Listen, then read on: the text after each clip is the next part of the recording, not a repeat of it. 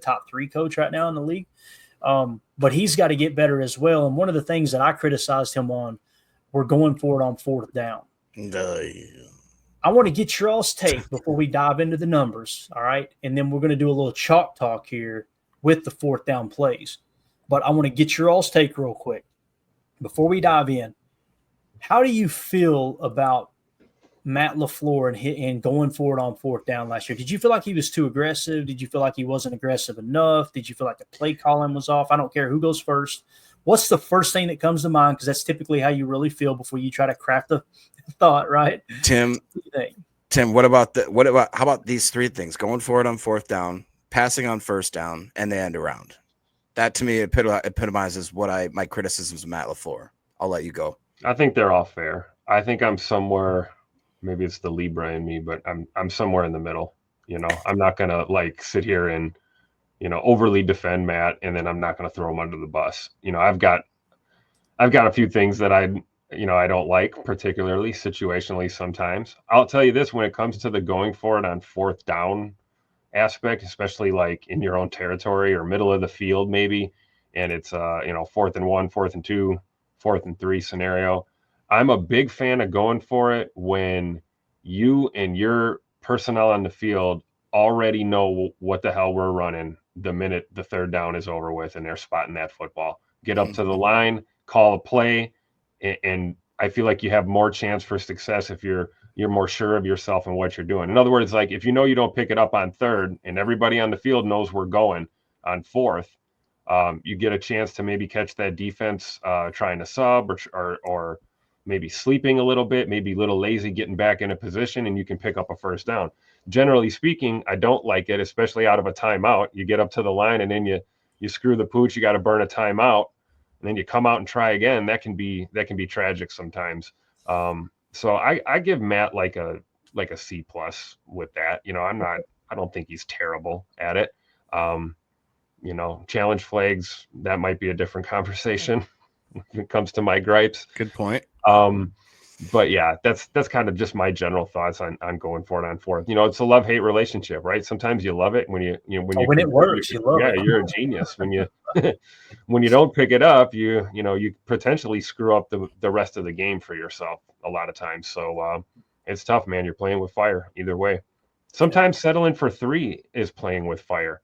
I'm a big proponent of put the points on the board. But there have been times that has been proven that if you maybe sneak in and try and convert, put 7 on the board, you walk away with a win as opposed to maybe losing the game by 3 or 4 points or something. Jacob, how do you feel about it? How do you feel about Matt, 4th down, before we dive into the numbers here? I mean, like I said, that's my biggest gripe with him. And and that's not to say I don't think Matt's a great coach. I would take Matt over most coaches in the NFL. It's just that, like Tim said, I think it's good in certain situations. There's been times where I'm kind of scratching my head, but I don't think there's a better offensive schemer in the league. It's just that sometimes the procedural stuff and some of the I don't know. I don't like as much of the gadgety stuff we do sometimes when it just seems like we're too cute. But like you said, again, when those stuff works, I'm like, oh, okay, we're doing the oop-de-oop. I don't care.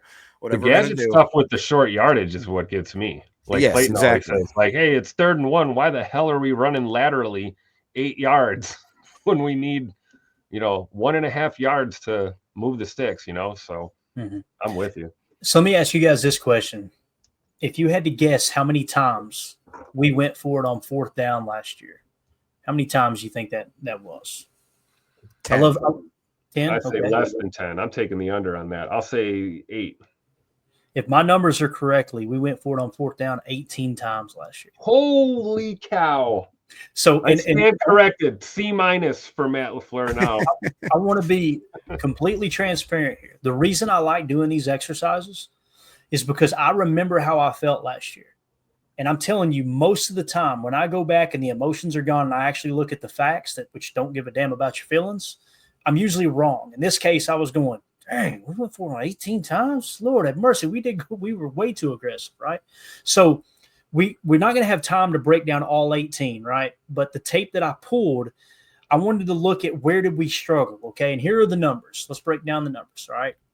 So, first of all, we finished 23rd in the NFL with a 50% conversion rate on fourth down. Okay. So, not that good, right? You want to be in that top 10. Obviously, Washington, Buffalo, Philadelphia were all in the 70 percentile. Detroit, Atlanta, Kansas City, LA Rams, Tampa Bay, Denver, Houston, and Indianapolis, along with Chicago, were in the 60 percentile. We finished right at 50%. Okay, now let's break down how we went for it on fourth down, all right? So passing the ball on fourth down, we went for it 8 times, or 8 of the 18 times we actually threw the ball on fourth down, right? We converted 4 of those 8 attempts. Leading, when they had a lead, they converted all 3 attempts passing the football, okay? Trailing, they only converted 1 of 6 passing the football. Now, running the ball, we went for it on fourth down with a running play 10 times, right? We converted on 5 of those. Leading, they converted on 3 of 5. So you're seeing a trend here. We were pretty successful when we went for it on fourth down while we had the lead. But when we were trailing, they only converted 1 of 3 running attempts there. You see what I'm saying? So what I did was, since we don't have time to break down all the tape, I said, let's focus on what we were the worst at. I'm not here to run a victory lap, right? Let's try to learn from it. Go, okay, why did we struggle going for it on fourth down while we were trailing? And do we justify going for it on fourth down while we were trailing in those situations? But final thoughts on the article, then we'll get into the chalk talk. Matt LaFleur finished 23rd in the NFL going for it on fourth down with only a 50% success rate. Green Bay had significant success going for it on fourth down while leading their opponents, but struggled to convert on fourth downs while trailing. 4 of those 9 attempts, Matt LaFleur did not need to go for it, having had plenty of time in close games to win over invisible yardage rather than trying to move the stick. So I want to point that out. 4 of those 9 attempts, okay, Matt LaFleur did not need to go for it. All right. I just want to point that out. So that tells me he was too aggressive. Yeah. And what I'd like to see is him temper that down. When you're losing the football game, you can't let the emotions take over. Crap, we got to get something going. No. There's time. There's time to win this ball game. Let's pick up that invisible yardage, punt it away, put the pressure back on them, and try to win the ball game that way. So at the top of the page, you can find all of the attempts while they were trailing. What I'm going to do, though, is close that out, and let's go straight to our telestrator, John Madden style here. Can I ask a quick question before you jump into this? Yeah, absolutely, man. Do you think, because that's kind of shocking it's not shocking, it's logical when you think about it, but does that shine a light that when the Packers are down, and I remember watching this for years now, it feels like that when we start slow, boy, it's hard to crack us out of that wallowing type of like a woe is me type behavior. Is it weird that like when we're on, we are on, when we're off, we are off? Does that shine a need for better coaching as far as a motivational, changing the narrative, halftime adjustment type of like, we need a guy that has more of like a vocal leader that goes in, and it doesn't have to be halftime, but at some point it has to stop and be like, hey, snap out of it, get your butt together. We need to do a 180. What we're doing right now isn't working. And it's been hard to see the Packers not make adjustments like that and watch us slowly with the train wreck. Is that crazy to say that, or am I being hyperbolic? For me, it's all about gathering information and making those slight adjustments. I think, correct me if I'm wrong, Jacob, but I kind of feel like you're looking for Matt to maybe make a little more of an aggressive approach. All right, we really need to change something here, right? Am I right in I don't want to misquote you here. I'm just more saying it seems as a generalization that when the Packers are stuck in a rut, they're stuck in a rut. And it doesn't seem like they ever get enough of either a motivational kick or on the field a strategical pivot from what they're doing isn't working for them to snap out of it. And when they do snap out of it, it seems like it's with 10 minutes left in the fourth quarter.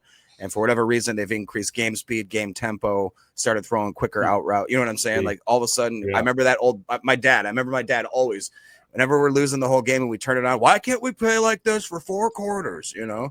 I agree with that, Jacob, because I remember a couple of times last year saying to myself, go to the 2-minute offense now. Like let's come out in the start of the third quarter and run 2-minute on them and just go tempo.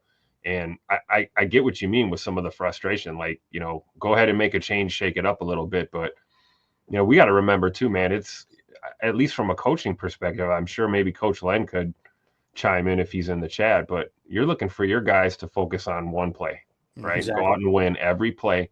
And when the play is over, whether you crap the bed or you did something awesome, you got to forget it and go to the next play and win again. And that's how you win ball games. You know, we were talking about fourth down, going for it on fourth down. How do you get better at fourth down as an offense? Don't have fourth downs. Be better on third downs and convert. Don't put yourself in a fourth down situation. So it's all about one play at a time, I think. And, you know, when we watch games, we tend to see it from that overarching, you know, looking at it as a whole, as opposed to, you know, drive to drive, play to play, you know, quarter to quarter. So, yeah. And I don't know. I guess I just look at it different. And I'm not saying I'm right here. You know, knowing how the game plan is put together, I feel like Matt is making too much of an emotional adjustment. He's making decisions too much. And listen, you could probably hear us talking about this and think, man, they really think Matt LaFleur's a bad coach. That could not be further from the truth. No. We're simply, it's the off season. What can we improve on? What should they have improved on? What can get better next year, right? I think he's too emotional in that regard. Like when things aren't working, well, I gotta force this square peg in a round hole, rather than, you know what? Play the game that's in front of you. Play the game that's in front of you. And that's why I'm a big believer in, if there's enough time left, you punt that thing away. And then if your defense gives up a touchdown, you know what? It wasn't your day.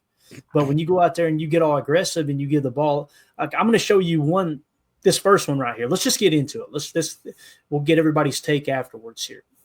So notice the bottom of this. It says lost by 2 points, right? You guys can see it's on the screen, right? Make sure it's up for you guys. Okay. Lost by 2 points. So at this point, we were trailing 28-0, right? In the second quarter, only 2:11 left, and it was a 4th and 10. So you decide, all right, you know what? We're losing by so damn much right here.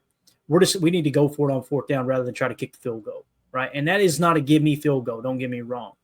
But if you had kicked this field goal, theoretically speaking, you would have won by 1 point. That's within range. That's what, 52-yarder? For McManus, it definitely is, right? That's in range for him. Yeah. So here is we're going with the passing plays first, and I've got the entire situation set up for everybody. This is the passing play that we called. So it's a 4th and 10, and I want you to notice the play call. I'm not going to list the whole thing out, but notice where the football goes, and you could tell what Jordan and Matt's trying to do here. It's we just need to take a shot. They're getting desperate, right? So look at the play call. It's kind of a 3-vert look off the gate. You got to drag underneath, which you're not going to be throwing the football here. Let's be honest. You know, it's you need 10 to the sticks. So you got 3 verts, right? Oh my gosh, Tucker Kraft. Yeah. Now look where you go with the football here. You're just going to chuck and duck and pray for a miracle here in a double coverage. That ball should have went to Tuck Norris. Rough, yeah. And here's the thing. Yeah, it's a bad decision by Jordan, but at the same time, when you come out and it's not even halftime yet, let's just get some damn points on the board. Let's kick a field goal right here. It's easy to look back and go, man, we only lost by 2 points. That field goal would have been the difference. Yeah, technically it would have, right? But good point by Soder. Narv Dog. I was wondering if he was in. Yeah, if he was the kicker. Okay. I stand corrected. But, you know, I don't give a damn if it's somebody from Podunk University. Your kicker, you can't go out there going, I don't think my kicker's going to hit it. Like, you're either going to attempt the kick or you're not. If you're going to approach it that way, don't even have a kicker on the roster. That's the way I see it. You know what I mean? Like, give the dude a shot there, in my opinion. So, again, first passing play, you chuck and duck to the end zone, you turn the ball over, and that makes it even harder to win that ball game. Right. Next play, you're now trailing 28-7, only 3 minutes and 12 seconds left in the fourth quarter. Right. In the third quarter. 4th and 8. This play failed as well. You remember, you only lost by 2 points. So once again, you're bypassing points to try to convert on the first down. Right. And let's see what they come out in there. They're in a dub set out of the gun. And what they're going to try to do is chug it in. You see what I'm saying? And once again, now should it have been caught? Maybe, I don't know. But the point is, there's 2 defenders there, right? So imagine if Narveson would have hit one of those 2 field goals rather than go for it on fourth down in those situations. You win the ball game. Hindsight being 2020. Mm-hmm. So this is how I remember the season. So when I was watching it back, I'm expecting to be proven wrong. Like, I think I was right there. Like we got too aggressive, right?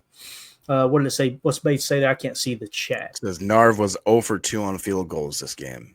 May have been a reason as to why. So probably played a role. Watch this one again. Oh no. So and there's two different ways of looking at that, right?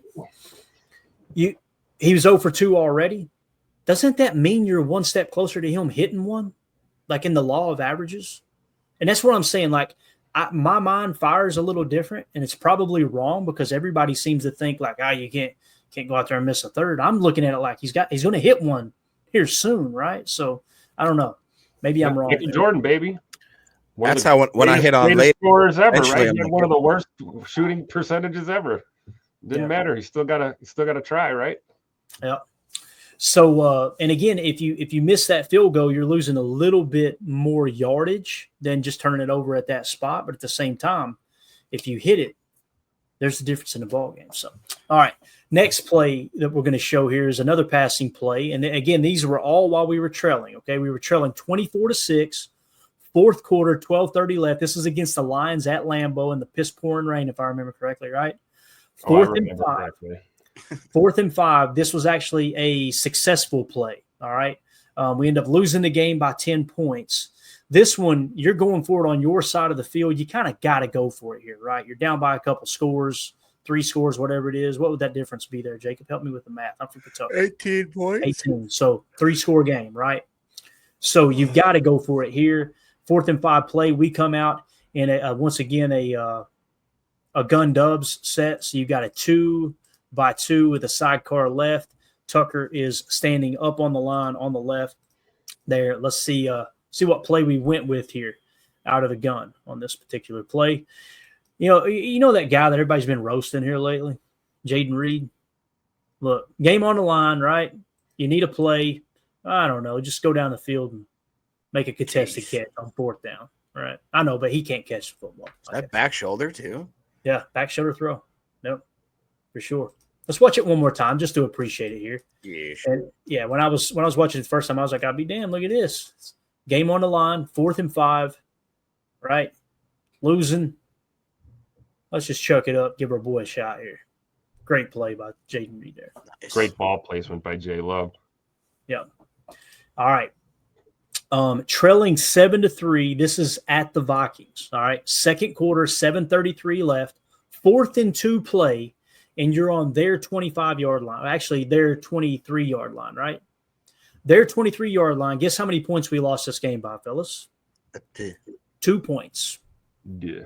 You take that field goal, and I don't know, maybe Narvison was still the kicker. I have no idea. But nonetheless, you bypass on the field goal, you end up losing by 2 points.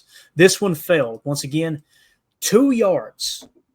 And people will go, it's Matt LaFleur. Why is he passing on 4th down like that, right? It was a run play. Watch Jordan. Jordan checks to a pass. That's what it looks like. Okay, now it could have been 2 pass plays called, and he just checked to the second. My guess is it was a run and a pass combo. He checks out, goes to the passing play here. And this is the play we highlighted that everybody said Jaden Reed drops his football, but Jordan gets to him late, and he has to dive for the football, right? So that was on 4th down. Bypass a field goal. And here's the other thing, too, we got to mention.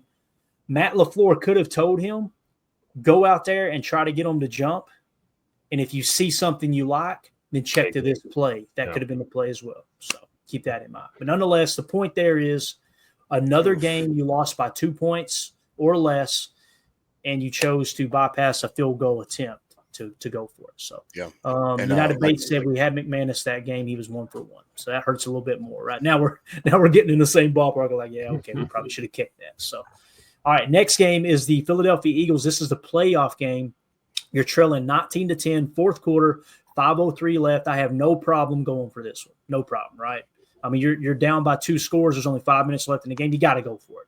But again, we're showing all of them that we were trailing on. You end up losing by 12 points, and this was a failed attempt. If I remember correctly, this goes to Malik Heath on the outside down here at the bottom. I want to say it's him right there, or maybe it's the 2. It could be the 2. Somebody runs an out route. I think it's Malik Heath, and he doesn't get his feet in bounds. But what do you see again, fellas? Jordan in the play. Yeah. Okay. Now, you guys see it failed, but I'll tell you this. He checked to the right play because look at what he saw. Look at what he got. Walk him out. Beautiful ball. Great placement. Malik Heath just doesn't get his feet in. Right? Now, again, could we win the ball game if he converts that? Probably not. Yes. But the point is, you got to get your feet in bounds. You got to, right? And again, we've been propping Malik Heath up all off season because you look at some of the advanced metrics and it suggests like, hey, this dude's ascending, right? He just needs more opportunities. In this case, didn't work out. So it's random comment here. Flight risk snug Caldwell says we're 13-4 Super Bowl. Go Pack go. I ain't seen the flight risk in here before, so nice to see you there. Flight risk snug. Love it. Love it. Pretty killer name. Yeah. All right, that's going to do it for hour one. We're going to continue this conversation on the other side for hour two. Everybody on the pod, we really appreciate y'all tuning in. We'll see you over there. For those of you listening on the pod, welcome in hour two. Let's continue this little breakdown here. All right, as this game here was against the Bears, last game of the season, if I remember correctly. No. Chicago was early. Yeah, Chicago was early in the year. So we're trailing 19-14. Fourth quarter, 11:29 left. There's plenty of time. There's plenty of time left in this ball game. So 4th and 6, okay? We end up losing this game by 1 point. So did we win this game? No, I thought we won. This we is had to have won this field goal game. Yeah. So we won this game by 1. We lost at home by a point. Gotcha. And we lost Christian Watson in that game too. So it took us blocking a field goal at the end to win the game. We won by a point. That's what it was. So if you kick this field goal, you're now up by 4, and you don't need to block a field goal to win the ball game at the end. That was the point I was trying to make, and I typed out the wrong text there. So 4th and 6, this one's failed. Now, look, you're in a gun set. You got a sidecar, but what do? We flex them out wide. All right? So you flex them out wide. Now you got an empty backfield, so you're passing here on 4th and 6, correct? Yeah. Ball snapped. Let's look at the route combo. You're trying to get a little snug underneath. You probably got a little bit of a window here, but this defender, now he's got eyes on it as well. They got to blanket it on the right side. So Jordan's just going to try to do what he can, tuck it and run right now. Here's the problem. I'm trying to look at where the line of scrimmage is. Let's try to find out where the line of scrimmage is real quick so we know. The line of scrimmage is what, the 11-yard or the 6-yard line? Yeah, 6. All right, so the line of scrimmage is the 6-yard line. Jordan's going to tuck this thing and try to run, right? Does a great job getting out. Right here. Right there. Dump that to Tucker. Dump it to Tucker, right? Just a little dink right underneath. But Jordan, and this is what we're talking about, like when you talk about Jordan's guts and his competitive nature and all that, he thinks I'm going to plow my way into this end zone, right? Mm-hmm. Oh, he almost did too. Yeah. But again, hindsight, you look up, should have dumped that thing right there, right? A lot of that comes with experience too, right? Absolutely. Like taking that angle when you wiggle out of the pocket there, get flat as you approach the line of scrimmage, you know, so you can kind of cheat and stay behind it a little longer and make that play. But I think he just had that kind of a goofy angle coming out of the pocket and just figured he had to run it. Yeah. Bates points out no field goal attempts in that game. So it would have been a lot easier to win that ball. You wouldn't have had to block a field goal at the end, right? If you just taken the points that were there. And I'm very boring in that regard. If there's field goal points there and you're not down by a couple scores with very little time left, take the freaking points. If I can live with the loss missing a field goal, I have a hard time living with the loss when we outsmart ourselves. That's the stuff that I struggle with. So not saying it's right. That's how I feel about it. So trailing 24-6. These are the running plays now. All right. So here are, again, these are all while we're trailing 24-6, fourth quarter, 10:07 left, 4th and 1 play here. We lost this game by 10 points to the Detroit Lions at Lambeau. All right. And this is one of those plays where Matt gets a little too cute. The ball still goes to Josh Jacobs, but look at all the eyes you get in the backfield with this jet motion here, if I remember correctly. So you're going to see the jet motion, right? Now look at all the eyes in the backfield, right? This was doomed from the start. Yeah, I was going to say, look at the hat count, man. Yeah. They had 10 guys in the box on this play. That Christian could have been invisible for all that mattered right there. Nobody even. Yeah. Right. So again, there's your first running play that we're going to show where you failed there. And again, how much did we? Let me go back to the front here, back to the start. So we lost by 10 points. So right there, I want to say we were in their territory. Yeah, obviously there's the hash right there, right? So, or the field goal mark at the 2-yard line or whatever. Yeah, this was the last hurrah. This was the last chance to try and get back in this ball game, if I remember correct. And 90% of the coaches, probably all the coaches out there would say, you know what, it's a 2-score game. Go for it on 4th down here and try to get to 7. I look at it different. Like, hey, kick the 3, put a little bit of pressure on their offense to try to move the ball a little bit more. Maybe you force, you get a 3 and out with your defense or something, or a turnover or something. Yeah.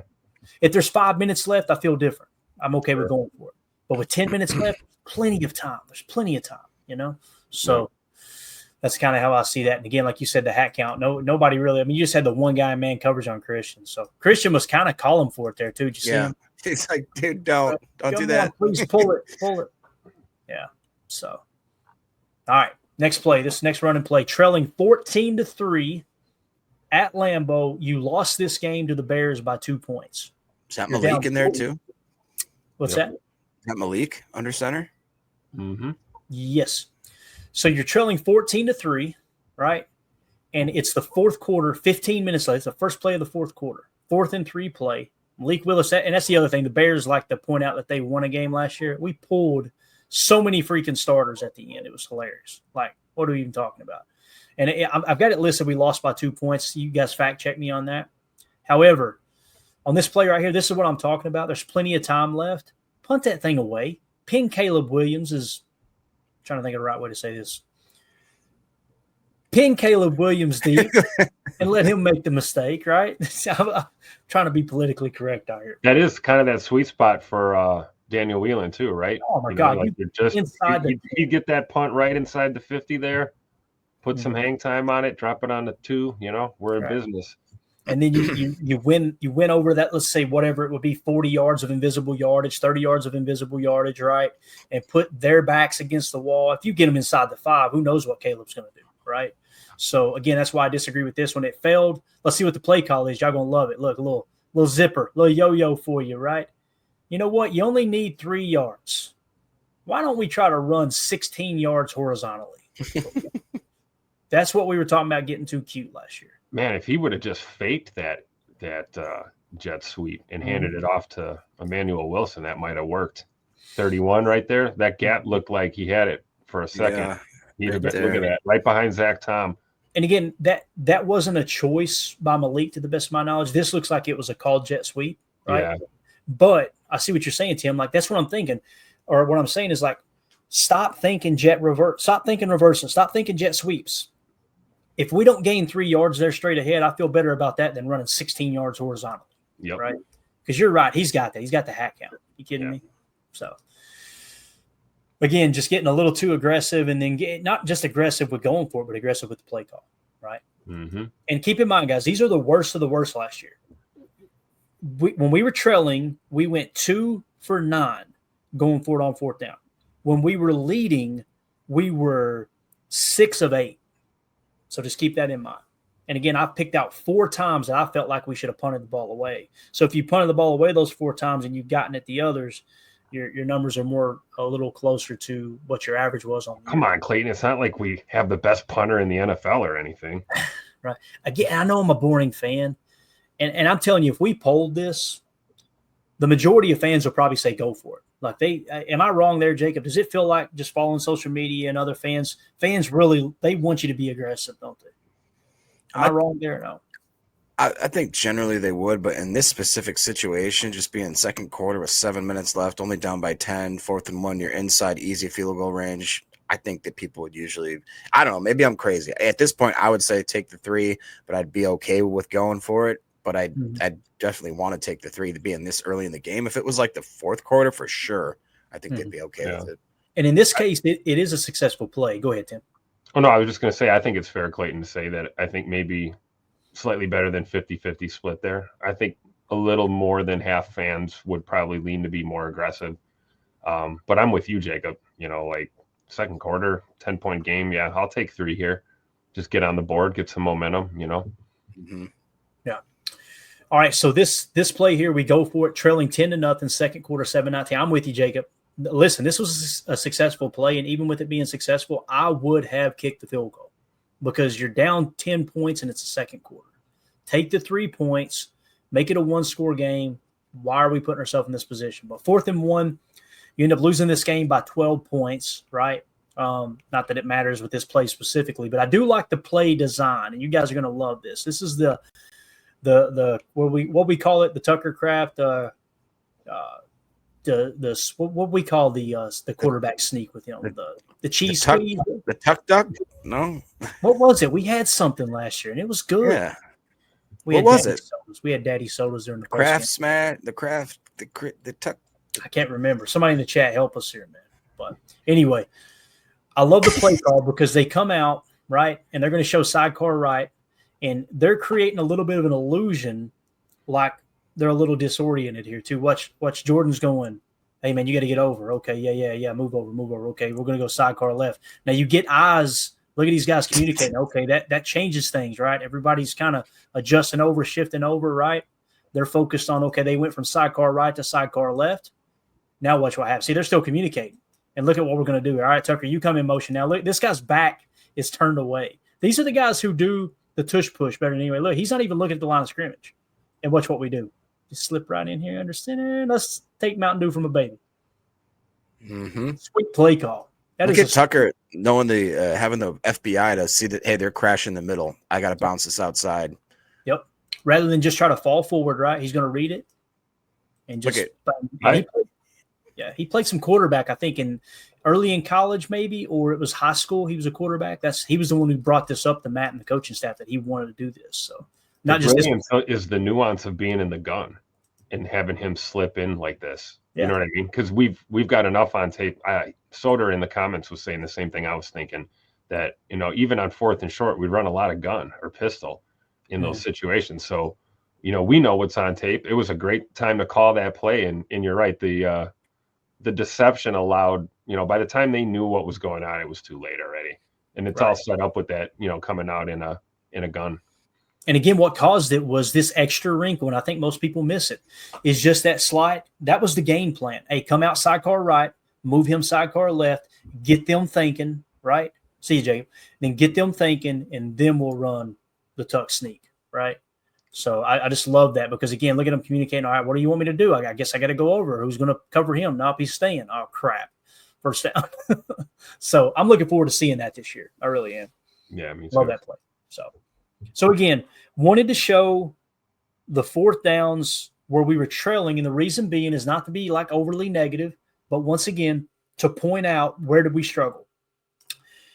Running the numbers again, we were basically 9 of 18 going forward on 4th down last year. That put us in the 23rd spot in the league at a 50% clip. When we were leading, we were 6 of 8 on 4th down. So Matt's really good at going forward on 4th down and keeping the pedal to the metal. Most people get upset and, we need to be more aggressive. We need to be more aggressive. I mean, you're talking about going forward on 4th down 8 times, Tim, with the lead. I think that's pretty darn aggressive, And then, of course, trailing is where you struggled. Now, is it the youth of the roster? Is it, you know what I mean? I don't know. I know this. Out of the 9 that we went for it while trailing on 4th down, I felt like 4 of them we should have taken the field goals or punted the football. So that's kind of how I feel in terms of grading what we did on 4th down. That was the whole goal of this exercise, was just to kind of, okay, what did we do well? What did we do bad? And what should we change? I think we should be less aggressive when there's a significant amount of time left and we're trailing. Does that make sense, Tim? I agree with that. For sure. And then, like you said, with a lead, even, you get into that territory and we're going for it on 4th down, trying to protect the lead. There's definitely a strong argument in those situations to, boom a punt out there and play the field position game. So I agree. I don't want us to not be aggressive, but we may need to dial it back a notch, I think, on the 4th downs. And again, this isn't the bash Matt LaFleur. There's not much to bash him on. The challenges are definitely a thing. That's definitely a thing. There's no two ways about that, Tim. But when you look at, just how well he's coached over the years, since he's been in Green Bay, we're kind of splitting hairs here.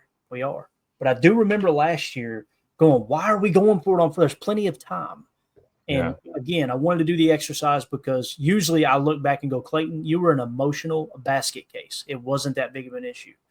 And this time I'm looking back going, it does kind of feel like we got a little too aggressive maybe in the – and listen, Matt's emotional. Matt's a fiery dude on the sideline, And I think in some cases he's trying to get his guys amped up too. And when you go for it on fourth down, the reality is the defensive side may be going, you don't believe in us, but the offensive side's going, all right, let's go. He thinks we can do this, right? That's a real factor too. Yep. So, all right, let's see what Elijah says in the chat. Personally, I don't worry about Matt's aggressiveness. I worry about his trick plays he's tried to do in those situations, like the jet sweep, right? Yeah, I think that's a great point. Get ready. We got Savion Williams now. You ready for 4th and 1, double reverse? Savion Williams, 50-yard bomb up the sideline. Complete to Jordan Love. Yeah. Elijah went on to say, i.e. flea flickers, J-Lo's first year, great point, right? Like, you remember the Bambi flea flicker where his knees buckled? I thought he tore both ACLs the way his knees buckled. I'm like, oh my God, what are we doing here? So let's see your Tad in the chat. We should install some old TB All-Stott plays and use stuff. Boy, I'd be all about that. Putting Tucker Craft in a tailback. Mike Allstott highlights now. We got to do it. I do it at least 2 or 3 times a year. Sometimes I get depressed. I just go to YouTube and type Mike Allstott highlights. Sit back and enjoy the show, especially when Chris Berman's on the call with Sports Center or whatever. Yeah, rumbling, bumbling, stumbling. I mean, Allstott was the man, dude. God, he was so good. Ed Madden said he does get too cute sometimes. I agree. And listen, I know there's an argument. Some portion of the fan base say, when it works, y'all don't complain. That's true. But I'm just a boring fan. Like, if you need less than 3 yards, let's just try to go in a straight line. You know what I mean? And if our line can't push their big hog mollies out of the way, I can live with that, Tim. I can live. That's why we started to see more success in the red zone last season, because we finally just started pounding the run down there and kind of getting away from some of that cute stuff a little bit. So that's one step in the right direction we saw last season. Hope that continues. Yeah, completely agree, man.